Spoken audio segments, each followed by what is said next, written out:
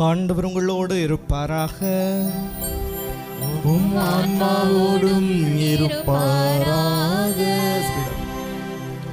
யோவான் எழுதிய தூய நற்செய்தியிலிருந்து வாசகம். ஆண்டவரே, மாட்சி உமக்கே. யோவான் எழுதிய நற்செய்தி இயல் 13 இறை வார்த்தை 12. இயேசு அவருடைய காலடிகளை கழுவிய பின் தாம் மேலுடை அணிந்து கொண்டு மீண்டும் பந்தியில் அமர்ந்து அவர்களிடம் கூறியது, நான் உங்களுக்கு செய்தது என்னவென்று உங்களுக்கு புரிந்ததா? ஆண்டவரின் அருள்வாக்கு. கிறிஸ்துவே உமக்கு புகழ். இயேசுவில் அன்பிற்கினியவர்களே, நலம் நல்குகிற நம் புனித சவேரியருடைய 9வது நாள், அதுவும் மிகவும் சிறப்பான மாலை ஆராதனையிலே ஒரே குடும்பமாக நாம் நம்முடைய ஆண்டவருக்குன்னு நம் புனிதர் வழியாக நன்றி சொல்ல ஒன்று கூடியிருக்கிறோம். நல்லா இருக்கிறீங்களா? சத்தமே கேட்கலையே. நாங்கள் நல்லா இருக்கிறோம், நீங்கள் நல்லா இருக்கிறீங்க. நல்லா சத்தமாக சொல்லுங்க பார்க்கலாம் மறுபடியும். நாங்கள் எல்லாரும் நல்லா இருக்கிறோம். நாம் அனைவரும் நலமாக இருப்பது தான் கடவுளுடைய ஆசீரும் ஆசையும் கூட. கிட்டத்தட்ட ஒரு வாரம் நல்ல மழை தானே. குளத்துக்குள்ளே உட்காந்த மாதிரி இருக்கா? எப்படி இருக்குது? ஏசிக்குள்ள உட்காந்த மாதிரி இருக்குது. ஏசிக்குள்ள உட்காந்து ஓசியாக கடவுளுடைய வார்த்தையை கேட்பதற்காக நாம் இருக்கிறோம். அன்பார்ந்தவர்களே, 9 நாட்களும் நாம் ஆண்டவருடைய பல்வேறு வார்த்தைகளை தியானித்தவர்களாக கடவுள் நமக்கு செய்த ஒவ்வொரு நன்மைகளையும் நினைத்து நம் புனிதர் வழியாக நன்றி கூறிக்கொண்டு இருக்கிறோம். இந்த நாளிலே நான் உங்களோடு பகிர்ந்து கொள்ள வேண்டிய ஒரே ஒரு வார்த்தை தான் வாசித்தேன். ஒரே ஒரு வார்த்தை தான் வாசித்தோம். அது என்னன்னு புரிஞ்சதா? நான் செய்தது இன்னதென்று உங்களுக்கு புரிந்ததா? உங்களுடைய பங்கு தந்தை என்ன சொன்னாங்க தெரியுமா? 3 இந்த பதிலுரை பாடல்கள், அதாவது பாடி முடித்தவுடன் ஏதாவது பவுலடியாருடைய கடிதங்கள் ஏதாவது ஒரு வார்த்தைகளை வாசித்து மறைவுரை வழங்கலாம் என்று சொன்னார். நம்முடைய தம்பி கீபோர்டு போட்டோன்னே அவர் ஆண்டவர் உங்களோடு இருப்பாராக என்று பாடியுடனே சரி நற்செய்தியை வாசிக்கலான்னு தான் புத்தகத்தை திருப்பியாச்சு. அதற்காகத்தான் ஒரு போன பஸ்ஸு பிரேக் அடித்து பின்ன ரிவர்ஸ் வந்து மறுபடியும் முன்னால் போகுது. சரிங்களா? நாம் இன்று நம்முடைய நினைவிலே கொள்ள வேண்டிய இந்த ஒரு வார்த்தை மட்டும்தான். யோவான் நற்செய்தி 13வது அதிகாரம் 12வது வசனம். வாழ்க்கையில் என்னத்தை மறந்தாலும் சரி, இந்த வார்த்தையை மட்டும் மறந்துடக்கூடாது. தூக்கத்தில் எழுப்பி எப்பா யோவான் 13:12 கேட்டால் என்ன சொல்லுவீங்க? நான் செய்தது இன்னதென்று உங்களுக்கு புரிந்ததா? இதை நீங்கள் புரிஞ்சுக்கிட்டோன்னா பிலிப்பியருக்கு எழுதிய திருமுகம் 3வது அதிகாரம் 8வது 9வது வார்த்தைகளை யாராச்சும் வாசிங்க பார்க்கலாம். பிலிப்பியருக்கு எழுதிய திருமுகம் 3வது அதிகாரம் 8வது 9வது வசனங்கள்.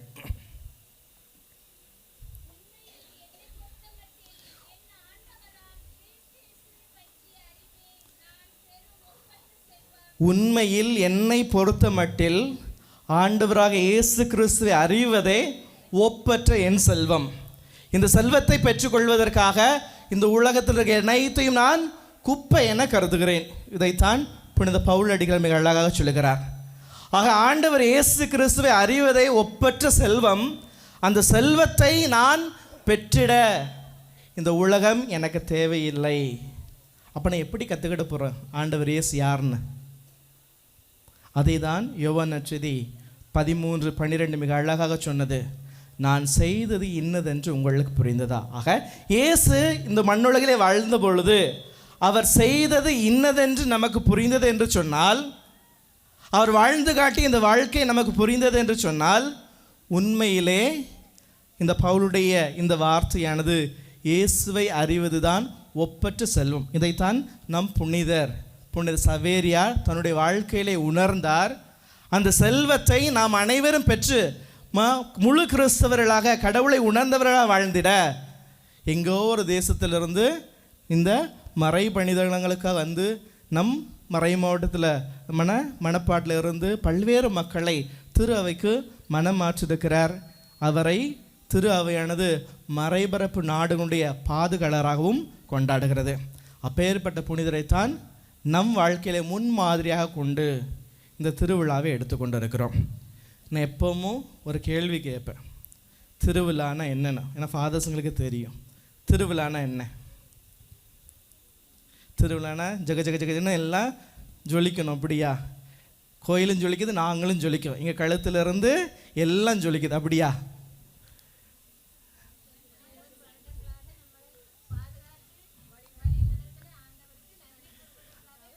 நன்றி கூறுவதற்கான இந்த திருவிழா. அப்புறம் பாவங்களுக்காக மனம் வருந்தி மன்னிப்பு வேண்டுவதற்காக ஒரு திருவிழா.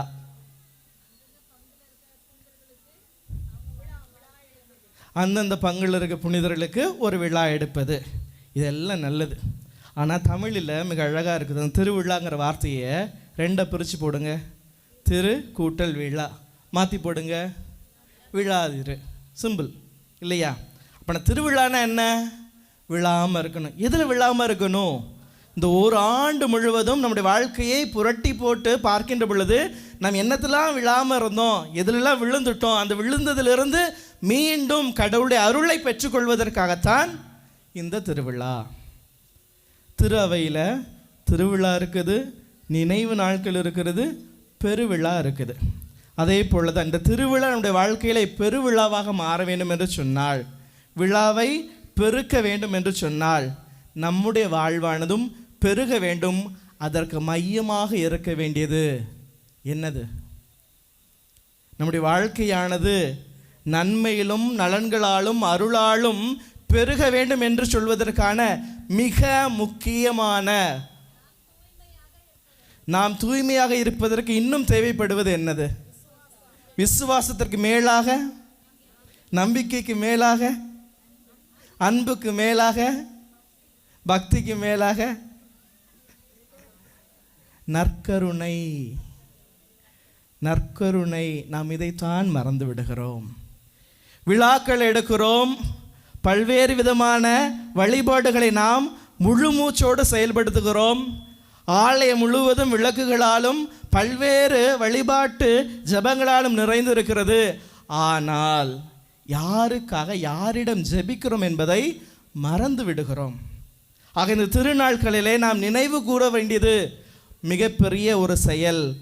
நம் மத்தியிலே உரைகிற இந்த நற்கருணை ஆண்டவரை அனுதினமும் நினைப்பதும், குறிப்பாக இந்த நாளிலே நினைத்து அவரை நாம் நன்றியால் நினைத்து பார்ப்பதற்குமாகத்தான் இந்த திருவிழா இருக்க வேண்டும்.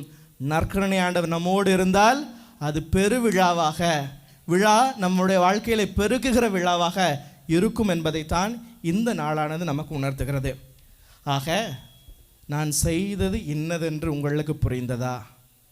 நற்கருணை கடவுள் செய்த மிகப்பெரிய ஒரு அதிசயம்.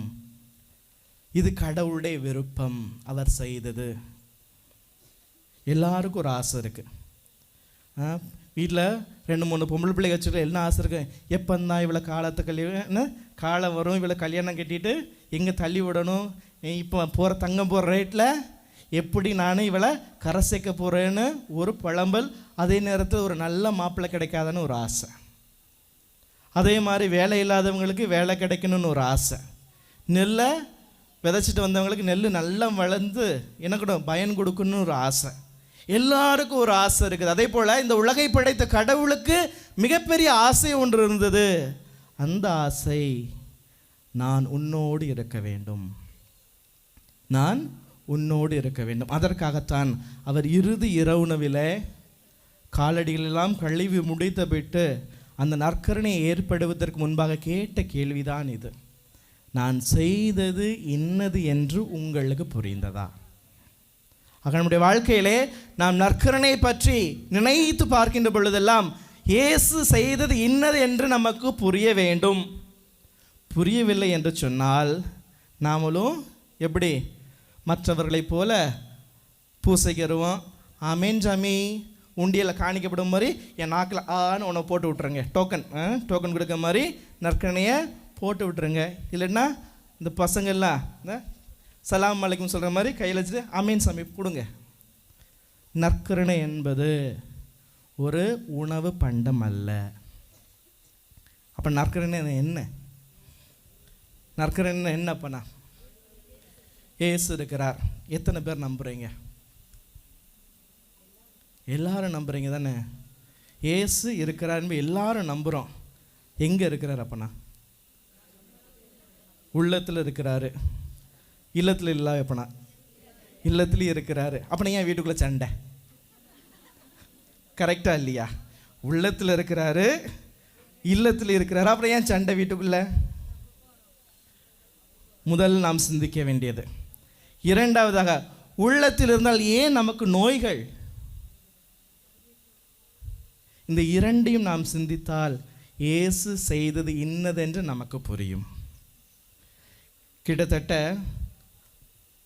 முதலில் நற்கருணை புதுமையானது கிபி 595ஆம் ஆண்டு திருத்தந்தை முதல் கிரகோரி அவர்கள் நிறைவேற்றிய திருப்பலியிலே நடந்ததாம். அந்த திருப்பலியிலே மிக அந்த சுவாரஸ்யமான செய்தியானது இவ்வாறாக கூறப்பட்டது. இந்த அற்பத்தை செய்கிற பணியாளர்கள் இருக்கிறார்கள். ஒரு பொண்ணு, இந்த அப்பத்தை செஞ்ச பொண்ணு, அன்னைக்கு அந்த பொண்ணு செஞ்ச அப்பத்தை தான் திருப்பலிக்கு கொண்டு வர்றாங்க. அந்த அப்பத்தை அந்த திருப்பலி இடத்துல திருத்தந்தையானவர் அந்த வசீகர வார்த்தைகளை சொல்லி ஜெபிக்கின்ற பொழுது இந்த பிள்ளை பார்த்து சிரிச்சிருச்சான். நான் செஞ்ச பொருள் தானே, நமக்கு ஒரு எண்ணம் இருக்குமா இல்லையா? நான் செஞ்ச பொருள் எப்படி கடவுளுடைய உடலாக மாறுகிறது, இவங்க எல்லாம் பொய் சொல்கிறாங்க அப்படின்னு சொல்லி ஒரு ஏளன சிரிப்பாக சிரித்து விட்டதாம். அதை திருத்தந்தை பார்த்து விட்டு அந்த குழந்தை அப்பம், அதாவது நற்கரணையை பெற்றுக்கொள்ள வருகிற பொழுது கொடுக்கவில்லை. அந்த நற்கரணையை தனியாக எடுத்து வைத்து விட்டார். திருப்பள்ளி முடிந்தவுடன் நடந்த மிகப்பெரிய அதிசயம் என்னவென்று பார்த்தோம் என்று சொன்னால், அந்த அப்பத்துண்டானது இயேசுனுடைய சதையாக மாறியது. இதுதான் முதலில் நடந்த ஒரு நற்கரணையுடைய முதல் புதுமை என்று திருவையினுடைய வரலாற்றிலே சொல்லப்படுகிறது. இரண்டாவதாக, 850 ஆண்டுகளுக்கு முன்பாக பொஹோமியா என்கின்ற குருவானவர் இத்தாலி தேசத்தில் இருக்கிற பெல்சோனோ என்கின்ற கிராமத்தில் இருக்க மிகப்பெரிய புனித கிறிஸ்டினா பேராலயத்தில் திருப்பலி நிறைவேற்றி செல்கிறார். அவர் திருப்பலி நிறைவேற்றுகின்ற பொழுது அவருக்கு ஒரு சந்தேகம் வந்துருச்சு. நானும் 10-15 வருஷமாக பூசை வைக்கிறேன், உண்மையில் இந்த அப்பத்தில் இயேசு இருக்கிறாரா? எனக்கு ஒன்றுமே புரியலைன்னு சொல்லி அவருக்கு ஒரு சந்தேகம். அவர் அந்த வசீகர ஜபங்களை சொல்லி முடித்த பின் அப்பத்தை உயர்த்துகின்ற பொழுது அப்பத்திலிருந்து இரத்தம் வழிந்தோடியது. வழிந்தோடிய இரத்தத்தை அந்த துணியில், தூய துணியில் பட்டவுடன் மக்கள் எல்லோரும் ஓடி போய் அந்த துணியை எப்படியாவது பத்திரப்படுத்திவிடும் என்று பார்க்கிறார்கள். பார்க்கின்ற பொழுது பக்கத்தில் தான் திருத்தந்தையானவர், ஹெர்பன் என்கின்ற திருத்தந்தையானவர் பக்கத்தில் இருக்கிறார். பக்கத்தில் அந்த புனித தளத்தில் இருக்கிறார். அவரை பார்த்து ஓடி இந்த செயல்களை எல்லாம் அவரிடம் சொல்லுகின்ற பொழுது அவர் சொல்கிறாராம், இது கடவுள் கொடுத்த அருள். கண்ணால் காணாத கடவுளை நாம் வழிபடுகிறோம், உணவு வடிவில் இருக்கிற அந்த கடவுளை நாம் வழிபடுகிறோம். ஆனால் இந்த கடவுள் உயிரோடு இருக்கிறார் என்பதற்காக நீங்கள் உங்கள் அறிவினால் எட்டாத ஒரு செயலை இன்று உங்கள் முன் காட்டியிருக்கிறார். அதை நீங்கள் பத்திரப்படுத்த வேண்டும், துணியில் மட்டுமல்ல நம்பிக்கையில் என்று சொல்லி அப்பொழுது அங்கே கட்டப்பட்ட ஆலயம்தான் இன்று வரை கிறிஸ்துனுடைய திருவுடல் திருரத்திற்காக கட்டப்பட்ட முதல் ஆலயமாக இருக்கிறது. இதெல்லாம் வரலாறுகள். நற்கரணையை பற்றி நான் பேசுகின்ற பொழுது பல விஷயங்களை பேசிக்கொண்டே இருக்கலாம். ஆனால் நாம் நமக்குள்ளாக நம் ஆலயங்களிலும் சரி நம் மத்தியிலும் சரி ஏன் இந்த நற்கரணை புதுமை நடக்கவில்லை? இதுதான் கேள்வி. இதற்கான ஒரே பதில் யோவான் 13:12. நான் செய்தது இன்னதென்று உங்களுக்கு புரிந்ததா? புரியலைன்னா நடக்காது, புரியலைன்னா நடக்காது.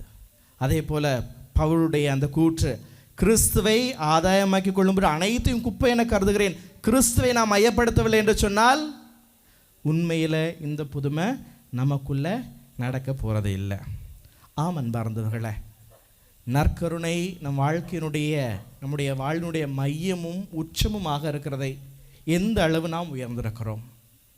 ஒரு முறை ஒரு குருவானவர் இவ்வாறாக சொல்லுகிறார், கடவுள் மனிதரை இந்த உலகத்தில் படைத்தாராம். படைத்த பொழுது அந்த மனித சாயலை கடவுள் தன்னை பார்த்து மிக அழகான உருவிலே இருக்கிறேன் என்று சொல்லி ஆச்சரியப்பட்டு மகிழ்ந்தாராம். ஆனால் எப்பொழுது பாவத்தில் விழுந்தவுடன் கடவுள் அவனை விட்டு ஓடிவிடவில்லை, மாறாக அவன் கூட இருந்து அவனை வழி நடத்தினாராம். அந்த வழி நடத்துடைய நிகழ்வானது கிறிஸ்து பிறப்பிலிருந்து கிறிஸ்துனுடைய இறப்பு உயிர்ப்பு மீண்டும் தொடர்ந்து மட்டுமாய் இந்த நற்கருணை வழியாக நம்மோடு இருக்கிறார். இதை நம்புகிறீர்கள் என்று கேட்கின்ற பொழுது ஒரு சின்ன குழந்தை எந்த சொன்னிச்சான், நாங்கள் நம்புகிறோம் ஃபாதர், ஆனால் எங்கள் குடும்பத்தில் மட்டும் ஏன் புதுமை நடக்கவே இல்லை. எங்கள் அப்பா அம்மா டெய்லி பூசைக்கு வராங்க, நன்மை வாங்கிட்டு வந்துடுவாங்க, வாங்கிட்டு வந்து வீட்டிலேருந்து ஒரே சண்டை ஃபாதர், நாங்கள் என்ன தான் பண்ணுறது. எங்கள் அப்பா வந்து கேட்காத எல்லா கேள்வியும் எங்கள் அம்மா பார்த்து கேட்குறாரு, எங்கள் அம்மாவும் எங்கள் அப்பா பார்த்து எல்லாத்தையும் பேசி முடிச்சிருந்தாங்க, எங்கே ஏசாண்டவர் எங்கே தான் போகிறாரு. அந்த நற்கரணையில் இவங்க உண்மையாக வாங்கினாங்கன்னா ஏன் எங்கள் குடும்பம் இப்படி இருக்குது அப்படின்னு அந்த கேள்வி கேட்கின்ற பொழுது அந்த குருவானவர் சொன்னாராம் ஒரு பதில், கடவுள் இந்த உலகிலே மழையை போல வறியவருக்கும் எளியவருக்கும் பாமர மக்கள் என்று எந்த பாகுபாடும் இல்லாமல் மழையை பொய்விக்கிறார். நம்ம எல்லாரும் என்ன பண்ணுவோம், மழை பெஞ்சிச்சுன்னா சின்ன பிள்ளைங்க வீட்டில் எல்லா 10 பாத்திரத்தெல்லாம் தூக்கிட்டு போயிட்டு மழை தண்ணி பிடிக்க வைப்பாங்க. பெரியவங்க நம்ம இங்கே குடத்தை தூக்கி வைப்பீங்க, இல்லைனா வீட்டில் இருக்க தவளைப்பானையிலேருந்து எல்லாத்தையும் தூக்கிட்டு போய் தண்ணியை பிடிக்க வச்சுருவீங்க. மழை கிட்டத்தட்ட 3-4 மணி நேரம் நல்லா வெளுத்து வாங்குது. மழை விரைச்சப்பறம் போய் பாத்திரத்தை பார்த்து தண்ணியே இல்லை, என்னாச்சு, ஓட்டப்பானை. என்னாச்சு, ஓட்டப்பானை. காரணம் என்ன, நம்முடைய கிறிஸ்தவ வாழ்க்கை இன்று ஓட்டப்பானையாக தான் இருக்குது. எப்படி இருக்குது, ஓட்டப்பானையாக தான் இருக்குது. காரணம் என்ன, கிறிஸ்து என்கின்ற இந்த மாபெரும் திருவருள் சாதனத்தை நற்கருணையிலே நாம் பெற்றுக்கொள்கிறோம். நம்முடைய ஆன்மாவும் சரி நம்முடைய இல்லமும் சரி ஓட்டப்பானை இருந்தால் கிறிஸ்துனுடைய அருள் நிலைத்து நிற்கிறதுக்கு வாய்ப்பு இல்லை அப்படின்னு அந்த குருவானவர் அந்த பையன்கிட்ட சொன்னாராம். நீங்களாம் என்ன சொல்ல போகிறீங்க உங்கள் பிள்ளைகிட்ட? என்ன அமைதியாகிட்டீங்க? என்ன ஃபாதர், தோசை நினைக்கும் ஒரு சை நல்லா தான் வந்துக்கிட்டு இருந்துச்சு, தோசையை மாற்றி போட்டீங்களே ஃபாதர் அப்படின்னு கேட்குறீங்களா? ஒரு சை நல்லா சுட்டாச்சு, இன்னொரு சை சுட வேண்டுமா வேண்டாமா? என்ன பண்ண போகிறோம்? கிறிஸ்தவ வாழ்க்கையினுடைய மையமாக இருக்கிற அந்த நற்கருணையை நாம் நம்முடைய வாழ்க்கையினுடைய நம்பிக்கையினுடைய சிகரமாக நம்முடைய வாழ்க்கையை வாழ்ந்து கொண்டிருக்கின்ற பொழுது அதை எப்படி நம்முடைய சந்ததிகளுக்கு அந்த நம்பிக்கையை நாம் பரிமாற்றம் செய்ய போகிறோம், அவர்களையும் இந்த அன்பிலே கிறிஸ்துனுடைய அன்பை எவ்வாறு நாம் சுவைக்க வைக்க போகிறோம் என்பது குறைந்து கொண்டு தான் இருக்கிறது. இன்றைக்கி நம்ம பிள்ளைங்கிட்ட கேட்டால், புதுநன்மை கிளாஸ் இந்த பிள்ளைங்கிட்ட கேளுங்களேன், என்ன கேட்போம்? ஜெபம்லாம் படிச்சிட்டோம் ஃபாதர். என்ன ஜெபம் கேளுங்க, நாங்கள் A to Z முதல்ல இருந்து லாஸ்ட் வரைக்கும் சொல்லிடுவோம் ஃபாதர். சரி, அவன் நற்கருணை என்ன, அது என்ன, ஒரு அப்பத்தை ஃபாதர் என்ன பண்ணுறாரு, கிறிஸ்துவின் திருவுடலுங்கிறாரு, கிறிஸ்துவின் திருரத்துங்கிறாரு, அவரே சாப்பிட்டுக்கிறார், அவரே குடிச்சிக்கிறார், எங்களுக்கு ஒன்றும் தர மாட்டேக்கார் ஃபாதர். ஆமாவா இல்லையா? சில பிள்ளைகளுக்கு நான் ஒரு முறை கோயம்புத்தூர் மறை மாவட்டத்தில் இருக்கிற ஒரு பங்குக்கு இந்த புதுநன்மை வகுப்பு எடுக்க போகும்போது சொல்லி கொடுத்துக்கிட்டு இருந்தேங்க. அப்போ ஒரு பையன் கேட்டேன், என்ன ஃபாதர் ஒயின் அடிக்கிறீங்க, ஆனால் எங்கள் அப்பா மட்டும் குடிகாரனுங்கிறீங்க, நீங்களாம் குடிகாரன் இல்லையோ? பிள்ளைகள் கேட்கிறது இன்று கேள்விகள், பிள்ளைகள் இன்று கேட்கிற கேள்விகள் இதுதான். என்ன பதில் சொல்ல போறீங்க? நாம் சிந்திக்க வேண்டும். நாம் அப்பேற்பட்ட காலகட்டத்திலும் வாழ்ந்து கொண்டு இருக்கிறோம்.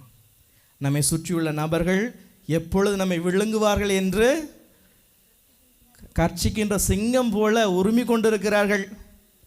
எப்போ நம்முடைய பிள்ளைகளுடைய மனசுக்குள்ளேயும் சரி, நம்முடைய அந்த பிள்ளையுடைய அந்த இதயத்திலும் எது சரி எது தவறு என்கின்ற அந்த பாடத்தை புகட்ட வேண்டிய நாம் அனைவரும் இன்று டிவிக்கு முன்னால் உட்காந்து அழுதுகிட்டு இருக்கிறோம். என்ன பண்ணுவோம்? பாண்டியன், ஐயோ பாண்டியன் ஸ்டோரா இப்படி ஆகி போச்சா?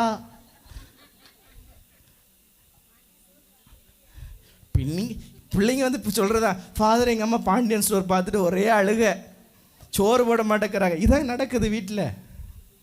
நம்முடைய பரிமாற்றம் என்ன? நம்முடைய வாழ்க்கையிலே நம்முடைய பரிமாற்றம் என்ன? நற்கருணை பற்றி, திருவினுடைய மரபுகளை பற்றி, திருவருட்சாதனங்களை பற்றி நாம் எந்த அளவு நம்முடைய பிள்ளைகளுக்கு நாம் இந்த ஞான காரிகளை எடுத்து வைக்கிறோம் என்பது இது மிகப்பெரிய கேள்விக்குறியாக இருக்கிறது. நீங்கள் யூத்து பசங்களை பார்த்து ஒரு கேள்வி கேளுங்களேன், ஏன்பா கோயிலுக்கு போக மாட்டேக்கேன்ட்டு. நேரம் இல்லை ஃபாதர். செல்ஃபோன் நோண்ட நேரம் இருக்கும், பைக்கில் ஒரு சுற்று நேரம் இருக்கும்.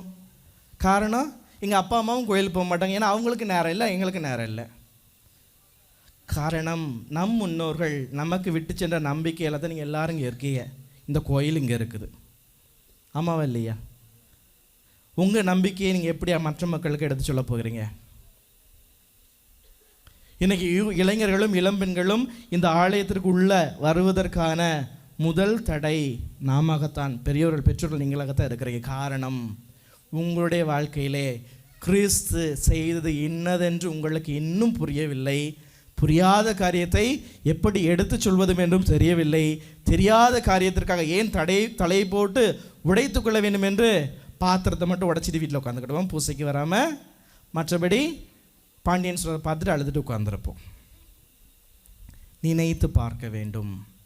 உண்மையிலே கிறிஸ்து ஆண்டவரை நாம் உண்மையிலே நம் கடவுளாக ஏற்றுக்கொண்டோம் என்று சொன்னால் நற்கருணை பக்தியானது வளர வேண்டும். இது கோயிலில் போய் வாங்க பிரசாதம் கிடையாது, ஆமாவா இல்லையா? கோயிலில் போய் பிரசாதம்னா சட்டியாக வச்சுருப்பாங்க, போயிட்டு புளியோதரை இருக்கும், தயிர் சாதம் இருக்கும், எதுனாலும் வாங்கிட்டு வந்துக்கலாம். நம்ம அப்படியே கொடுக்குறோம்? அப்படியே பிள்ளைகள் நம்ம தயாரிக்கணும். கிட்டத்தட்ட 4ஆம் நூற்றாண்டில் நடந்த நிகழ்வு. 4ஆம் நூற்றாண்டில் அந்த லாத்ரன் பெருங்கூட்டத்தின் பொழுது இவ்வாறாக சொல்லப்பட்டதாம். ஆலயங்களிலே திருப்பலிகள் நிறைவேற்றப்படுகிறது. அனைத்து ஆலயங்களும் திருப்பலி நிறைவேற்றினாலும் சரி, நற்கருணை வாங்குவதற்கு மட்டும் ஏன் இறை மக்கள் வர முன்வரவில்லை என்று பார்க்கின்ற பொழுது எழுப்பப்பட்ட முதல் செய்தி இதுதான். இறை மக்கள் தங்களை பாவிகளாக கருதுகிறார்கள்.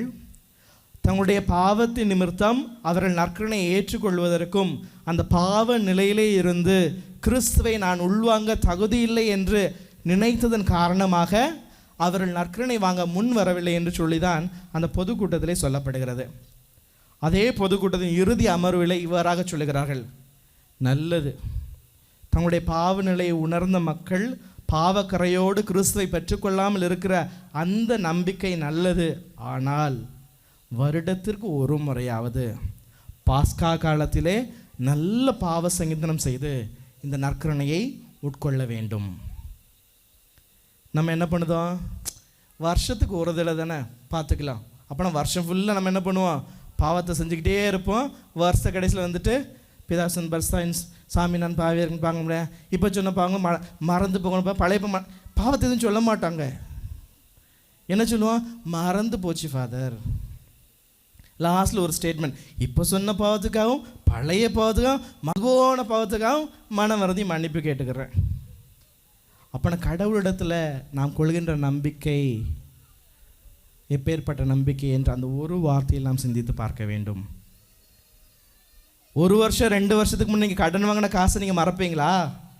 பக்கத்து வீட்டில் கடன் கொடுத்துருக்கீங்களான்னு வச்சுக்கோங்களேன், ஒரு 1000 ரூபா கடன் கொடுத்தா 10 வருஷம் ஆனாலும் 1000 ரூபா மறக்க மாட்டோம், ஆமாவா இல்லையா? அவனை செய்த தவறுகளை எப்படி மறப்போம்? காரணம், நாம் நம்மை ஏற்றுக்கொள்வதற்கு அந்த திருவருட்சாதனத்திலே பாவ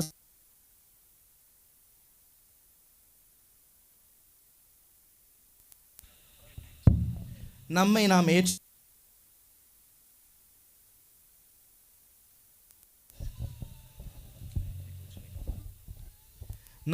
ஏற்றுக்கொள்வதற்கும் கிறிஸ்துவை உண்மையான இதயத்தோடு உள்வாங்குவதற்கும் நம்மை நாமே தயாரிக்கலை. இப்பேற்பட்ட நம்பிக்கையாளர்கள் நாம் இருப்பதும் இறந்த கிறிஸ்தவர்களுக்கு சமம். நம்ம உயிரோடு இருக்கிற கிறிஸ்தவர்கள் இறந்த கிறிஸ்தவர்கள். அப்பனா எப்படி உயிரோடு இருக்கிறீங்க? அப்பனா பாவ சங்கீதத்துக்கு போனால் ஒரே வார்த்தையில் முடிச்சிருந்தோம். இப்போ சொன்ன பாவத்துக்காக பழைய பாவத்துக்கு மறந்து போன பாவத்துக்காக மனம் வருந்தி மன்னிப்புக்குன்னு ஒரே வார்த்தையில் முடிச்சிருந்தோம். நம்பிக்கை அங்கே செத்து போச்சு. கடவுள் தருகின்ற அருளை பயன்படுத்தி நானும் மீண்டும் புது கிறிஸ்துவனா வாழ்கிற அந்த அருளை நாம் நிராகரிக்கின்ற பொழுது எப்படி நாம் உயிருள்ள கிறிஸ்தவராக வாழ்கிறோம்? அந்த பாவசத்தை முடிஞ்சோன்னையும் போய் நன்மை வாங்கிட்டு வந்துடுறோம். நினைத்து பார்க்க வேண்டும். நற்கருணை ஆண்டவருக்கு எந்த அளவு நம் மத்தியிலே மதிப்பும் மரியாதையும் அந்த வழிபடுகிற அந்த நம்பிக்கையும் இருக்கிறது. இதை பார்த்து தான் இன்று பல மக்கள் நம்மை விட்டு வெளியே செல்கிறார்கள். நம்மிடமிருந்து பல்வேறு மக்கள் பல்வேறு சபைகளுக்கு செல்வதற்கு காரணம் 13:12 என்ன வார்த்தை? நான் செய்தது இன்னதென்று உங்களுக்கு புரிந்ததா? கடவுள் செய்தது இன்னதென்று புரிந்தது என்று சொன்னால், நாம் நம்முடைய நம்பிக்கையை நிலைநிறுத்தினோம் என்று சொன்னால், இந்த நற்கருணை வழிபாடை நாம் கொண்டாடுகின்ற பொழுது இதுதான் உண்மை, இதுதான் நம்பிக்கை, இதுதான் நிச்சயம், இதுதான் மீட்பினுடைய சக்தி என்பதை நீங்கள் நம்முடைய வாழ்க்கையால் எடுத்து காட்டினோம் என்று சொன்னால், பல்வேறு சபைகளுக்கு நம்மளும் பைபிளை தூக்கிட்டு போக மாட்டோம். இங்கேயும் போவோம், அங்கேயும் போய்க்கிடுவோம். காரணம் இங்கே ரொம்ப நேரம் ஃபாதர் கதை சொல்கிறாரு, அங்கன்னா பைபிள் சொல்கிறாங்க. அனைத்தும் ஒன்றா இரண்டா? நாம் இருமனப்பட்டவர்களாக இருப்பது நல்லதல்ல. கிறிஸ்துவை முழுமையாக நாம் நம்பினோம் என்று சொன்னால் ஒரே மனம்தான். நாம் தாய் தந்தையை உதறிவிட்டு நாம் மற்றவர்கள் நம்பி எங்கும் செல்ல மாட்டோம். நாம் எப்பொழுது கிறிஸ்துவ நம்பிக்கையை, இந்த நற்கருணையை, உண்மையிலே கிறிஸ்து இருக்கிறார் என்கின்ற இந்த நம்பிக்கை நம்மை விட்டு குறைந்து கொண்டு செல்கிறதோ, அப்பொழுது நாம் இந்த திருவை விட்டு செல்கின்ற பொழுதெல்லாம் நாம் நம் தாய் தந்தையை விட்டு செல்வதற்கு சமம். இதைத்தான் புனித அகுஸ்தினர் மிக அழகாக சொல்கிறார். நாம் நற்கருணை நாவால் அல்ல, நற்கருணை கைகளால் அல்ல, மாறாக இதயத்தால். எப்படி? இதயத்தால் ஆண்டவரை வரவேற்க வேண்டும். இல்லை என்று சொன்னால் நாம் நம்பிக்கையோடு வழிபடுகின்ற அந்த நற்கருணை ஆண்டவருக்கு நம்மால் முடிந்த இலக்குகளை ஒவ்வொரு நாளும் நம்முடைய சொல்லாலும் செயலாலும் செய்து கொண்டு இருக்கிறோம் என்பதற்கு நம்முடைய கிறிஸ்தவ வாழ்வு உடைஞ்சு போன ஓட்டப்பானைக்கு சமம் என்பதை மறந்துவிடக்கூடாது. இறுதியாக, ரொம்ப நேரம் பேசணும், போர் அடிச்சிடும், அப்படி தானே? பேசுங்க ஃபாதர், அப்படி தானே? இறுதியாக ஒரு நல்ல நற்கருணை நம்பிக்கையாளர்களாக நாம் வாழ்வதற்கு முதலில் நாம் செய்ய வேண்டிய காரியம், அப்போஸ்தலர்கள், அதாவது திருத்துதர் பணிகள் 2வது அதிகாரம் 42 - 47 முடிய உள்ள இறை வார்த்தைகள் நமக்கு மிக அழகாக சொல்லி காட்டியது. தொடக்க கால கிறிஸ்தவர்கள், திருத்தூதர்கள் அப்பம் பிடுவதிலும் இறை வேண்டலிலும் எல்லாட்ட பேசுதலும் ஒரே மனத்தோராக இருந்தார்கள். அவருடைய எந்த பிளவுபாடுகளும் இல்லை. தேவையில் உழல்வோர் எவரும் அவரிடம் காணப்படவில்லை. இந்த 3 தான். கிறிஸ்தவர்கள் நற்புறவிலும் அப்பம் பிடுவதிலும் இறை வேண்டலிலும் நிலைத்திருந்தார்கள், ஒரே மனதோடு நிலைத்திருந்தார்கள். அவர்களுடைய தேவையில் உழல்வோர் எவரும் காணப்படவில்லை. கிறிஸ்தவர்கள் எங்கெல்லாம் இருக்கிறார்களோ தேவையில் இருக்குன்னு யாரும் இருக்கக்கூடாது. 3 இடங்களில் ஒன்றா இருந்தாங்க. எங்கெல்லாம் ஒரே மனதான இறைவேண்டல் அப்பம் பிடுதல் அவங்க ஒன்றா இருந்தாங்க. நம்ம இடத்துலையும் நம்ம கோயில் அதான் நடக்குது. ஆமாம் இல்லையா? நீங்கள் ஜெபிக்க வரீங்க, எல்லோரும் ஒரே மனத்தோடு வரீங்களா? எல்லோரும் புலம்புறதுக்கு தான் வரோம். யாரும் கோயிலில் நல்ல மனசோட வரீங்கன்னு சொல்லுங்கள் பார்க்கலாம். கோயிலுக்கு நான் 100% 100% நல்ல மனதோடு வருகிறேன். ஏன்? கடவுள் நமக்கு எப்படி வியாபாரி போல. இன்னைக்கு நான் நினைத்து பார்க்கின்ற கடவுளை நாம் கடைக்காரரை போல. இன்னைக்கு இந்த பிள்ளை போயிட்டு எனக்கு ஒரு 2 ரூபாய் கொடுத்துட்டு என்ன கேட்குறீங்க, 2 மிட்டாய் கொடுங்கன்னு கேட்கும். நம்ம என்ன பண்ணுவோம்? காணிக்கையும் போட்டுட்டு 2 மெழுதிரி ஊதுபத்தி ஏற்றிட்டு, நாளைக்கு என் குடும்பத்தில் இந்த காரியம் இந்த நேரத்தில் முடிஞ்சிருக்கணும். வேண்டுறோமா இல்லையா? வேண்டுறோமா இல்லையா? நம்முடைய நம்பிக்கை எங்கே போய் கொண்டு இருக்கிறது? கடவுளை இன்று நாம் கடைக்காரர்களாக பார்க்கின்ற பொழுது நம்முடைய நம்பிக்கை எங்கு சென்று கொண்டு இருக்கிறது? இந்த முதல் கிறிஸ்துவின் வாழ்க்கை நமக்கு ஆணிவேராக இருக்கின்ற பொழுது நாம் எந்த முதல் கிறிஸ்துவினுடைய பணித்தளத்தில் வாழ்ந்து கொண்டு இருக்கிறோம்? இதுவும் சிந்திக்க வேண்டிய செயல். காரணம், இன்னும் நாம் இந்த வழிபாடுகளை, இறைவார்த்தை பகிர்வை, நற்கருணை கொண்டாட்டத்தை புரிந்து கொள்ளவில்லை. அதே போல லூக்கா நற்செய்தி 24வது அதிகாரம் 13 - 30 முடிய ஒரு மிகப்பெரிய ஒரு செயல்பாடானது அதை எம்மாவுஸ் அனுபவம் என்று சொல்வார்கள். அந்த 29வது வசனத்தை மட்டும் ஒருத்தர் வாசிங்க. லூக்கா நற்செய்தி 24:29. லூக்கா நற்செய்தி 24.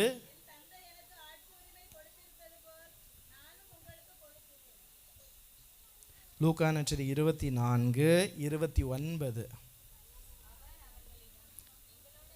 அவர் அவர்களிடம் எங்களோடு தங்கும், ஏனெனில் மாலை நேரம் ஆயிற்று என்று வேண்டினார்கள். நம்ம எத்தனை பேர் அப்படி வேண்டுறோம்? நாம் செய்ய வேண்டிய ஒரே ஒரு ஜெபம், யோவான் நற்செய்தி 13:12 புரிந்து கொண்டவர்கள் செய்ய வேண்டிய ஒரே ஒரு ஜெபம், எங்களோடு தங்கும் ஆண்டவரே. டெய்லி அப்போ நீங்கள் என்ன ஜெபம் சொல்லணும்? இனிமேல் எங்களோடு தங்கும் ஆண்டவரே. என் வீட்டில் இந்த ஜோகம் இருக்குது, அந்த ஜோகம் இருக்குது, இந்த கதையெல்லாம் சொல்லக்கூடாது. எல்லார் வீட்லையும் சோகம் இருக்குது, எல்லா கதையும் இருக்குது. கடவுளுக்கு தெரியாத நாம் கஷ்டப்படுறோன்னு சொல்லிட்டு? கடவுளுக்கு எல்லாம் தெரியும். இருந்தாலும் நாம் செய்ய வேண்டிய ஒரே ஒரு ஜெபம், எங்களோடு தங்கும் ஆண்டவரே. கடவுள் நம்மோடு இந்த நற்கருணை வழியில் தங்குகிறார். நாம் கிறிஸ்துடைய உடலை ஒவ்வொரு திருப்பலியின் பொழுது என்னெல்லாம் கொடுக்குறோம்? கோதுமையில் செய்கிற அந்த அப்பத்தையும் திராட்சையில் வந்த ரசம்தான். இதெல்லாம் நம்முடைய உழைப்பினுடைய பயன்கள். உங்களை நீங்கள் உழைப்பின் பயனாக கடவுளிடத்தில் கொடுக்கின்ற பொழுது உங்களை கடவுள் அவருடைய உடலும் இரத்தமாக மாற்றுகின்ற அளவுக்கு அவர் அருளை தருகிறார். அதை நாம் புரிந்து கொண்டோம் என்று சொன்னால் நாம் ஒவ்வொரு நாளும் ஜெபிக்க வேண்டிய ஜெபம், எங்களோடு தங்கும் ஆண்டவரே. ஆக இன்று இந்த 9ஆம் நாள் திருவிழாவிலே நாம் உண்மையிலே கற்றுக்கொள்ள வேண்டிய 4 பாடங்கள். முதல்ல, திருவிழான்னு என்ன? விழாமல் இருக்கணும். எங்கே விழாமல் இருக்கணும் நீங்கள் முடிவு பண்ணிக்கோங்க, சரிங்களா? 2வது, நற்கருணை பற்றி பேசுகின்ற பொழுது நம்முடைய வாழ்க்கையில் இந்த நம்பிக்கையை எப்படி மற்ற மக்களுக்கு எடுத்து சொல்கிறோம்? அதில் முதல்ல நாம் மறக்கக்கூடிய அது இறை வார்த்தை என்னது? யோவான் நற்செய்தி 13:12. அதை புரிந்து கொள்ள நமக்கு என்ன வேணும்? பிலிப்பியருக்கு எழுதிய திருமுகம் 3வது அதிகாரம் 8-9 வேண்டும். இந்த 2ஐயும் வச்சு பார்க்கின்ற பொழுது நல்ல கிறிஸ்துவ குடும்பமாக நாம் வாழ திருத்துதர் பணிகள் 2வது அதிகாரம் 42 - 47 உள்ள இறை வார்த்தைகள். இறுதியில் நம்முடைய வாழ்க்கையுடைய ஜெபம் எப்படியாக இருக்க வேண்டும்? எங்களோடு தங்கும் ஆண்டவரே. எப்பேற்பட்ட வாழ்க்கையை, இப்பேற்பட்ட செயல்பாடுகளை நாம் ஒவ்வொரு நாளும் செய்கின்ற பொழுது புனித அகுஸ்தினார் சொல்வது போல, நாவினால் அல்ல, கைகளினால் அல்ல, இதயத்தால் என் ஆண்டவருக்கு நான் கோவில் அமைப்பேன். அந்த கோவிலிலே அவர் என்னோடு தங்குவார். என்னோடு தங்குகின்ற பொழுது எந்த தீங்கும் என்னை அணுகாது. இந்த நம்பிக்கையை தொடர்ந்து கொண்டாடுவோம். ஒவ்வொரு நாளும் நாம் நற்கருணை வாங்குகின்ற பொழுது நாம் கிறிஸ்துவாக மாற, மறு கிறிஸ்துவாக வர நாம் தொடர்ந்து மன்றாடுவோம்.